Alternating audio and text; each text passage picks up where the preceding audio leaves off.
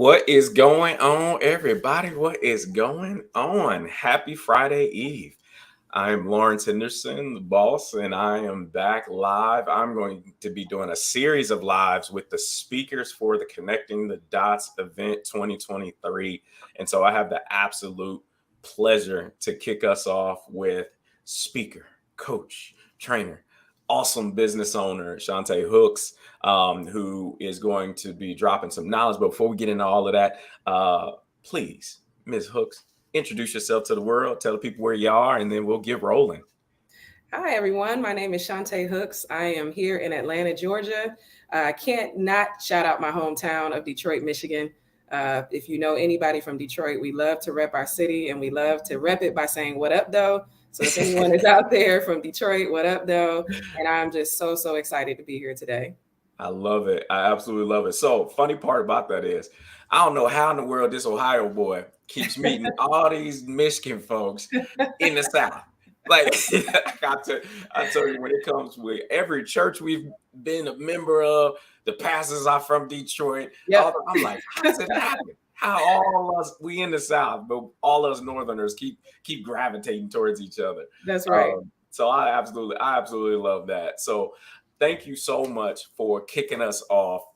And again, y'all gonna get a snippet of what Shawntà is bringing to the Connecting the Dots event. But for those of you who are not familiar with what this event is and how it got started, I'll go into that a little bit. And so back in 2018, somebody who had just transitioned out of the military, just 3 short years before that, found networking kind of arduous and hard and inauthentic.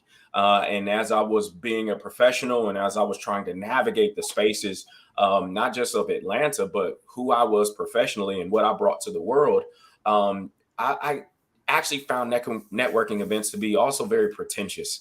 And there's this thing, everybody knows the elevator pitch. Why the elevator pitch, right? You got to talk about what value you bring to the world. All right, I got that. But can I be honest, y'all? I had needs. I had professional needs. I had personal needs. And I was like, I just want to get connected to my people as fast as I can.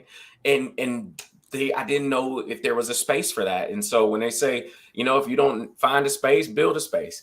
And Connecting the Dots was birthed from that. And the genesis of it, and one of our first instances, me and Shawntà had the opportunity to talk. I wanted to make it about business owners. I wanted to make it about professionals. I wanted to make it about nonprofit leaders. And one of the first people that I met what happened in a LinkedIn search. Now, this is like the intentionality of being on LinkedIn and using it to your benefit. I put in the search nonprofit leader. And the person who was right at the top was Melissa D. White, who is going to be kicking the event off. And crazy thing is, she had just updated her profile. So all of you out there who haven't updated your profile, update your profile. Somebody looking for you. And so ever since then, lifelong relationships have been launched, right? We had an event in 2018, 2019. We had to do the event virtually in 2020. And so we've took a couple years break, but we are coming back rocking, ready to go at the Russell Innovation Center for Entrepreneurs. And of course, we have Shawntà, who is going to be talking about getting your mind right and all those things as business owners. And so when you think about just what do you do, Shawntà, for the world, your gift, your purpose, we'll start there. What is it that you launch into the world? Yeah, my purpose is really to serve others and to serve others by helping them understand what I like to call how to unwind their mind. The mind is an interesting thing that we don't often learn about, as you and I were chatting about earlier today. Most of us did not grow up learning about meditation, learning about mindfulness, learning about practical ways to deal with stress, beyond exercise and diet and, sort of the routine things that we're told to manage our stress and to manage our sometimes negative thought patterns. And my story is that I was one of those people. As I mentioned before, I grew up in Detroit, Michigan in the 80s and 90s. And, being a Black girl from Detroit, meditation was often, sort of taboo. And it certainly wasn't something that we taught our children about. And that's even despite the fact that my father was an avid meditator. He was a professional kickboxer. And he picked up meditation and mindfulness through his martial arts training and meditated every day. And it carried him through so much life stress, multiple sclerosis, being in an accident that left him for dead, that he survived.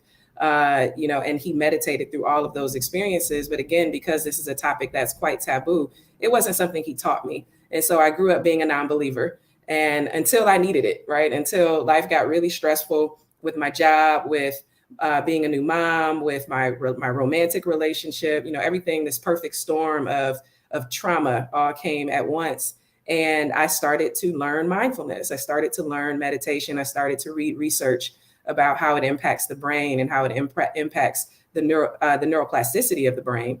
And within 6 months, I was meditating every day. I was improving at my corporate job. At the time, I was vice president of transformation, where I led automation and AI projects. And I was identifying ideas and solutions to problems that were literally unsolvable prior to me picking up this lifestyle change. And that sparked me starting a community. At my employer, super grassroots, again, similar to you, saw a need, saw the absence of mindfulness in the workplace, and saw the connection not just to personal wellness, but to corporate strategy, to innovation, to all of the things that were tied to our strategic imperatives as an organization. And mindfulness helps you step into courage. So I actually reached out to the chief HR officer and shared my ideas, shared my business case and my research, and he gave me the green light to start my first minimum viable product, my MVP, which was a group called the Stillness Loop that started with 5 employees. And within 18 months, I had over 500 registered members, in addition to having spoken to and touched through the workshops that I developed over 5,000 global employees. And that let me know that there was truly a need for this, in the workplace, right? Obviously, mindfulness exists everywhere, particularly in spiritual communities, but there was a gap between it being talked about in corporate America in a way that was relatable. Normally, when a meditation company comes to a company, they talk in very academic terms, and they talk in very science-based terms. And I wanted to create a program that spoke to everyday people, and particularly Black and Brown people, because we're so often left out of this conversation. So I launched my company, Mindful Culture Creators, after the successful MVP. And I'm just super proud to be doing this and to be impacting lives, to tell my story, to create frameworks that are easy to adopt. But most importantly, to teach people how to learn how to practice mindfulness both on and off the pillow, in both quiet and loud spaces, which is really what real life is all about. Absolutely love that. And again, you're right. It's lived live. And one of the biggest things, and y'all look, check the chat. I'm giving y'all access. Shawntà mentioned her community of practice where don't y'all not on the couch. She gonna get you. It's gonna get going. And so you just make sure that you are getting access to this community, because one of the biggest things, and I love that you operationalized it. Right. That's one of the biggest things when I first started hearing about neuroplasticity, it was very conceptual. Mhm. Nothing was really tangible. And in particular, again, connecting the dots is for business owners who have needs. And one of the things as a business owner early on is the business of actually minding our minds, Right. getting prepared and being able to clear out that noise so that we can get focused and keep the main thing, right? All of the anecdotal statements and put first things first, right? 7 habits, all that stuff. Yeah, it's all cute inside of a book, but Right. how do you do it? And like you said, when you come from communities who aren't practiced in these areas of actually putting these things into practice, and the why, you need to be able to have the skill, right? You think about somebody in again, a combat arms type of hand-to-hand combat type of thing. Like, no, those are some of the most mindful people on the Absolutely. planet, because they have to center themselves so they don't exert too much energy too soon. And Mhm. it's the balance of it all that it creates. And so when you think about how do you do engage this work today, like do you have your own business, you launch into different things, what's going on with you?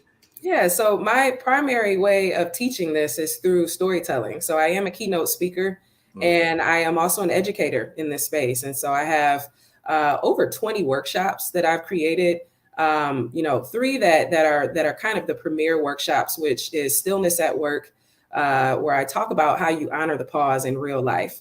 Your question is really spot on. Like, how do I teach this to people? I think is the question that really should resonate with the audience here. What it looks like for me, it's very practical. It's a lot of vulnerability. I share, very personal and intimate stories about my own journey, sharing the ugly and the beautiful, right? The before and the after, so that people can really feel that and see the progression of someone that adopts mindfulness into their lifestyle. So that's the what. But what's often missing from this is the how, right? And again, yes, you can do breathing exercises and you can go on YouTube and find mindfulness practices. I don't think there's a shortage of educational content that exists out there to teach you how to meditate. And I have my framework, my 7 steps to, starting a meditation practice. But even that, when I created my 7 steps to starting a meditation practice, the very first step that I included, which is almost always missing from any instructional on how to meditate, is to eliminate expectations. And that's a really key part of how I teach mindfulness, is really grounding people in the idea that there is no right or wrong way to do this. This is truly an experiential practice that we do so that, to your point, we can notice our thoughts. Why do we want to notice our thoughts? Because one thought leads to a pattern of thoughts, and a pattern of thoughts is what develops a belief system.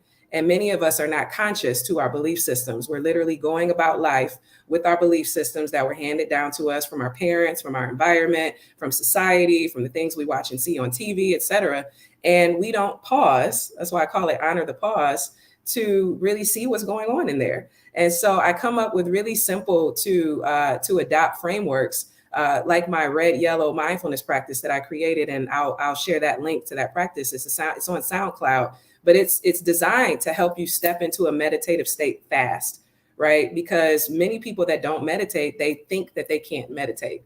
And so if you come up with really simple to adopt practices, showing the transition, think this thought, and then intentionally change it, now you see that you can change your thoughts. So that thing that we often say, that's just who I am, or I can't change, or that's how I was raised, it suddenly becomes an invalid statement because you just proved it in practice. I also incorporate mindfulness into the way that we work. How can we run meetings in a more mindful way? How can we bring a moment of arrival to a meeting? Because we know that if someone is joining a meeting, particularly a virtual meeting, 9 times out of 10, they're coming from another meeting, and their mind is still in that prior meeting. So why don't we start meetings with 30 seconds of a moment to arrival, just so that we can all be present, centered, and focused, and we can get the most out of that meeting. And then lastly, what I'll say is I incorporate music a lot into my practices. As I mentioned, I'm from Motown, from Detroit, Michigan. Music is a big part of my culture. It's a big part of who I am. It's one of my biggest passions.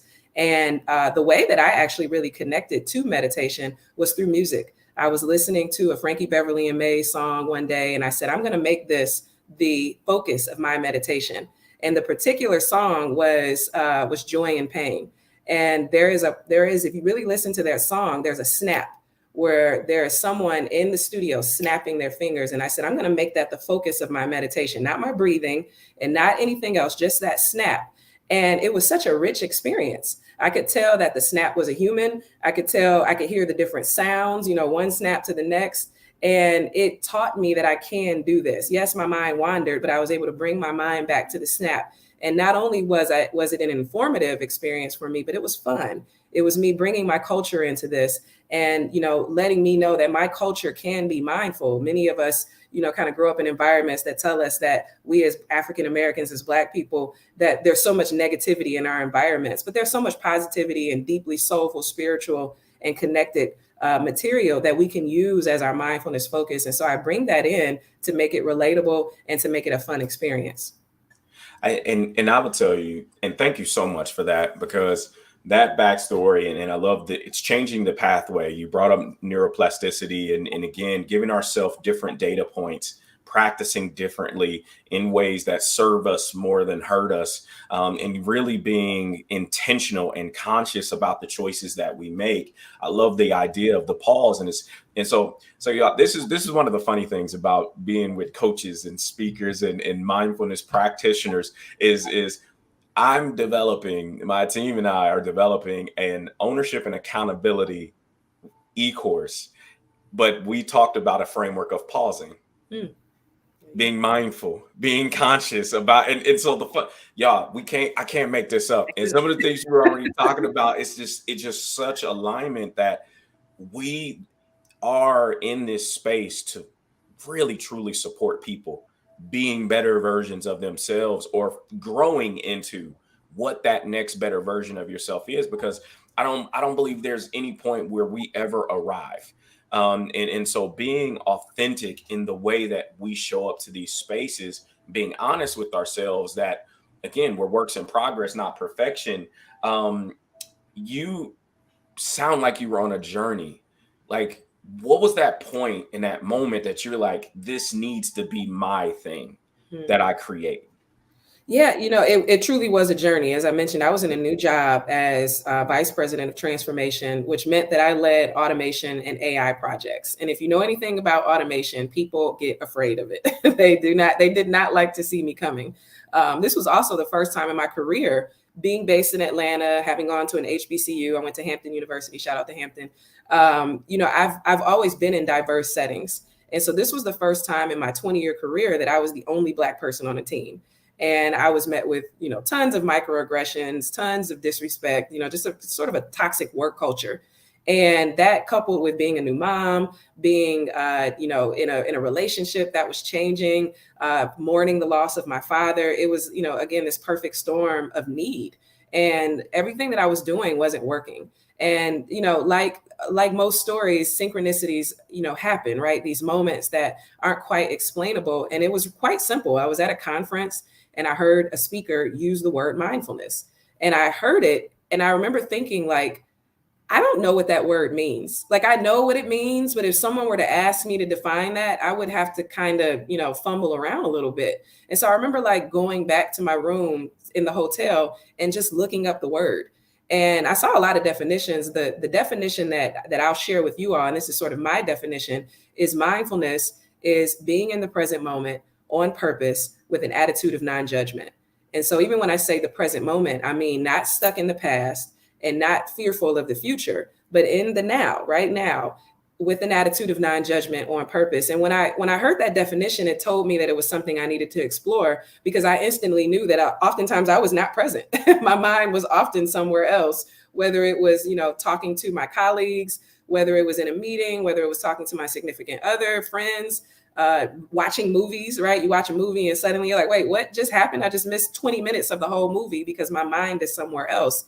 And so over the next 6 months, this was like June of 2019, I just poured myself into learning about this topic. I am a nerd at heart. I'm an accountant by trade, a CPA, MBA, and I'm a lifelong student. And I love to learn, anything that is interesting to me. And I was learning how mindfulness is everywhere, right? It's not just a spiritual path, although it is a way of being, right? It is a way of being that allows us to be more effective. Why? Because we notice more, we're more focused. There's so many neuroscience-based benefits that happen to the brain. And I threw that word neuroplasticity out there, and I want to explain what that means. It's meaning that the brain changes, right? There are a lot of things that cause our brain to change.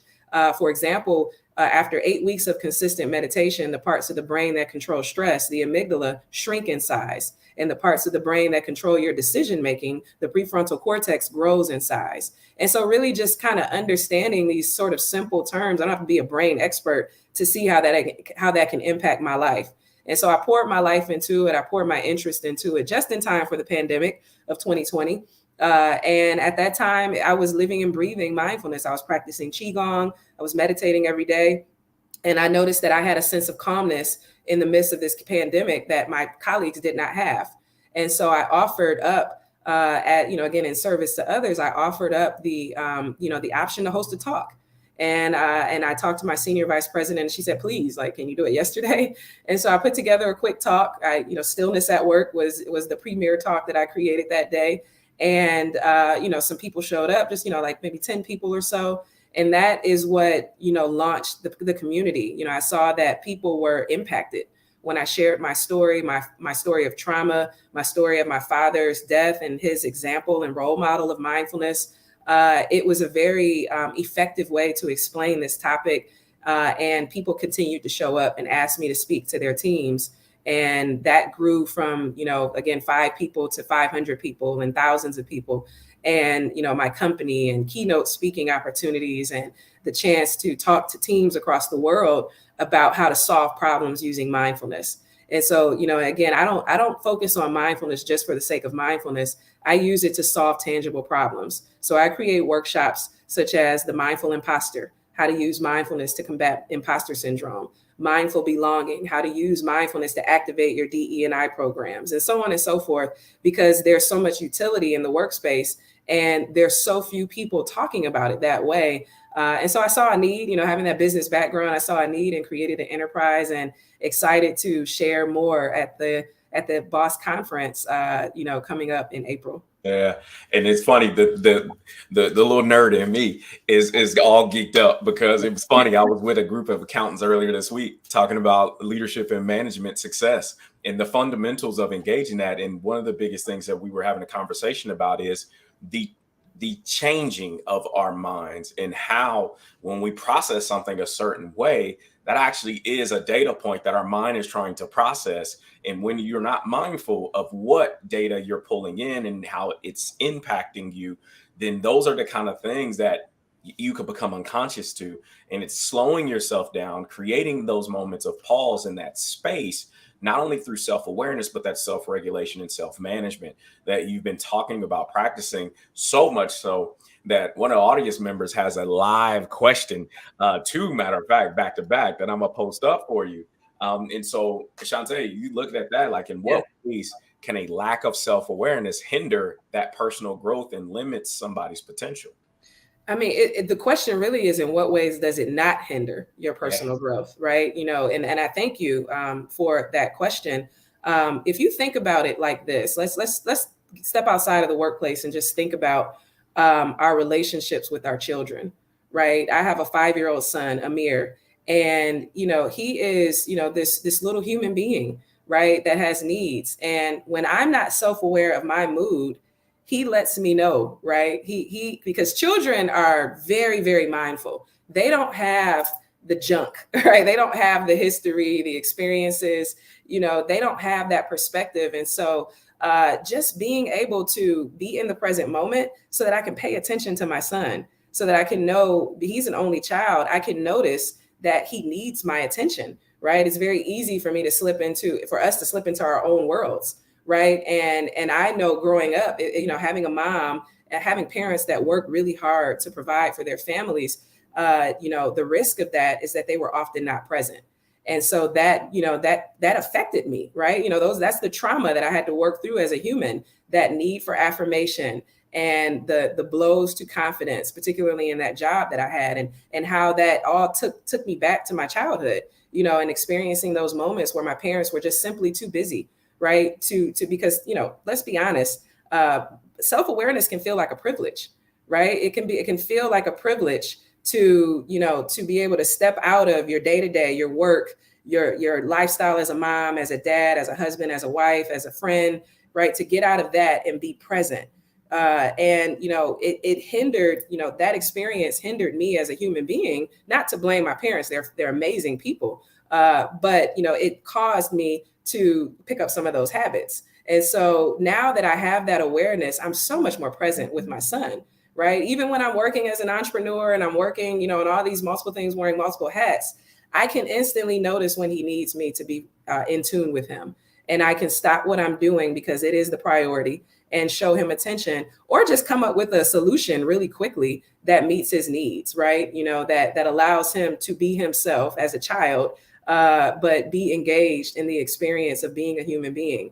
And so, when we have that awareness, we notice things. We notice things that matter. We notice the needs of our loved ones. We notice the needs of our teams. We notice things that were just simply unnoticed before. And that act of noticing is so, so powerful. What I like to always say is that between a thought and an action is a pause. And when we honor that pause, we allow that action to be different. So when I pause, my action, my response to my son it's not rushed. it's not rooted in my frustration, right? It's easy to just get frustrated, like, oh, okay, just sit down and here's your tablet, right? Here's your tablet, just do your tablet. That's one way, right? I don't know what path he's going to go down on that tablet. It behooves me to actually be in tune with his needs, to actually notice him so that I can provide him with a solution that meets his needs. And my son is just thriving so well right now. He also meditates. I have a really cool video of him meditating. And he is one of the most aware people that I know. And so we learn from each other. We learn awareness and self-awareness from each other. And it creates this beautiful ecosystem. So awareness, self-awareness also impacts those around you, right? It helps those around you tap in. And now you have what I call a positive flow. Everyone is seeing the needs of the other and sort of instinctively responding to those needs in a way that is efficient and effective. I like what you said there, and now you got the chat hopping now, and you so they trying to dig all the goods out of y'all. This a 30-minute live, so you got to either make your way to Atlanta to come hear Shawntà in person, but another one that we're going to do, and they're talking about effective strategies, methodologies, and ideologies that, and you brought it up, how to support people that may identify or be in marginalized communities. Yeah. And what does it look like? I know I'm familiar with the things of positive intelligence, thinking about, books from, Dr. Carolyn Leaf, and you had a similar framework of we think, we feel, and there's a choice to make, right? When it comes to that self-awareness. But in that, I love that you inserted, that's where you pause. Right. Between with that feeling and that choice, that behavior that you are about to engage in, there's that pause. And so what methodologies, ideologies are you really leaning into in supporting your clients with? The number one thing that I try to help people understand is that everyone is mindful. I always open my talks with a question. Raise your hand if you've ever said this before. I can't practice mindfulness because it doesn't resonate with my faith, or it doesn't resonate with who I am, or I just don't think I'm doing it right, so I don't continue to do it. And what I try to help people understand is that everyone is mindful at something. Again, mindfulness is simply being in the present moment on purpose with an attitude of non-judgment. That means that there is something that all of us are doing at some point in our life that is mindful. We wouldn't have the careers that we have. We wouldn't have the success, the hobbies, the things that we enjoy doing. We wouldn't do those things if we weren't mindful at some point in our life. And so really what I try to do is help people understand how your everyday lifestyle activities can be your mindfulness practice. You can certainly bring in your faith and your spirituality, and I can talk about that so thoroughly and how mindfulness has impacted my faith and my spirituality. But if we just even bring it down to everyday lifestyle activities, such as music. Again, music is this universal language that most of us are interested in some form or fashion. And so a very simple way that you can practice mindfulness, if traditional breathing exercises or traditional practices you find frustrating or uninteresting, you can find the music that you like. It doesn't have to be any specific type of music. I like R&B, I like jazz, I love hip hop. I use a lot of hip hop music in my sessions, particularly A Tribe Called Quest and lo-fi, but whatever, if you like classical, whatever kind of music you like, find it and then simply put on your headphones. This is very important. Put your headphones on, because that changes the experience. And most songs are about 5 minutes long. So you have a timer already set for yourself. And the instruction is simply listen to it with your full attention. Close your eyes. Make this your mindfulness practice. Listen with your full attention. And at the end of that, you will experience something. You will experience thoughts, feelings, sensations, and you notice those. And so after you come out of that experience, have a pen and paper and write down some of those thoughts, feelings, and sensations that came up for you as you listen to that song, and notice what you noticed, right? Notice how often your mind wandered. Notice how often you brought your mind back to the song. And then congratulate yourself with a pat on the back for practicing mindfulness in a way that is, one could say is secular. It's an everyday lifestyle activity. And now you've taught yourself that you can be mindful. And when you think of it that way, I'm sure the people in the audience, their minds are firing off on all the ways that they can practice this, right? You can practice this in your work, right? By, shutting off your outside environment, shutting off the phone, the distractions, and actually putting your full focus into the job at hand. You can do this with listening. There's so many different lifestyle activities, and I try to bring those in. I bring in food, I bring in nature, I bring in, anything that can really stimulate the senses to help people reach meditative states faster so that they can change that rhetoric that they have developed for themselves that says, I can't do this. Because the real power is knowing that you can do it so that you continue to do it. And it now becomes a part of your lifestyle. I tell you what, you better stop playing with these people. So y'all, this. I told you, tip of the iceberg. This is the tip of the iceberg. You want to get more. You want to get access. I just posted in the chat access to Shawntà's community of practice that she has out there. Also, register for the Connecting the Dots event. If you're not located in Atlanta, send it to a business owner, professional that you know needs to be in the space, because we're going to be talking about how to meet personal development needs of business owners, professionals, all the rest of those things. And we're going to make sure that Shawntà is in the house, getting the stage, so she can support you all in a meaningful way. I'm so pumped. And so one last thing, like what are you excited about and your expectation of being at this event? Honestly, I'm just so excited. I love leading meditation. In addition to talking about meditation and teaching it, I write meditations. I'm a writer. I have recorded, I'm getting ready to put it in the chat. I've recorded a practice that I'm excited to share with the audience here today. And I'm excited to really share a short version of that on the stage with the audience. Because again, I can talk about mindfulness all day long. I literally can. I can talk about this 24 hours a day, 7 days a week, because again, it's everywhere. It touches on every single thing that we do in our life. But I always say, don't take my word for it. Mm-hmm. Practice. This is only understood through experience. And so talking about it is fine, but I get most excited about giving people the opportunity to experience it and allowing them to feel the aha moment for themselves, because you will feel the aha moment. I get it about 95% of the time, probably higher than that, if I'm being honest. And so I'm just excited to share the practice with the audience, with the live audience, and see them literally change their thoughts, change their perspective on a topic that most people probably thought they couldn't do. Only 14% of Americans have even tried meditation, let alone have a consistent practice. And so to be on the stage, to share a practice and to instantly see people change their thoughts is the thing that I am the most excited about. I love it. I love it. And so y'all, again, avail yourselves to the link in the chat. I just posted the SoundCloud link. I'm going to be digging in myself to because I got a bunch of stuff that I need to clear and get clear for, so I can show up as my best self. And so y'all, avail yourself to Shawntà's communities, SoundCloud, and be present April 28th at the Connecting the Dots event at the Russell Innovation Center for Entrepreneurs here in Atlanta, Georgia, April 28th. Y'all, we about to have some fun. And so I'm about to play a little outro so you can get the QR code and all the rest of those things. Shawntà, any last words for the community? I noticed a question. I wanted to make sure I addressed it quickly. The difference between self-awareness and mindfulness. And I'll close out by saying they are essentially the same, right? Self-awareness is if you just reverse it, being aware of yourself. What is the self? The self is the thoughts, right? Both the conscious and the subconscious thoughts, the iceberg, right? The conscious thoughts being the stuff above the water, the subconscious thoughts being the ones below. Self-awareness is being aware of what you're thinking, right? Mindfulness is the state of being to where you are aware.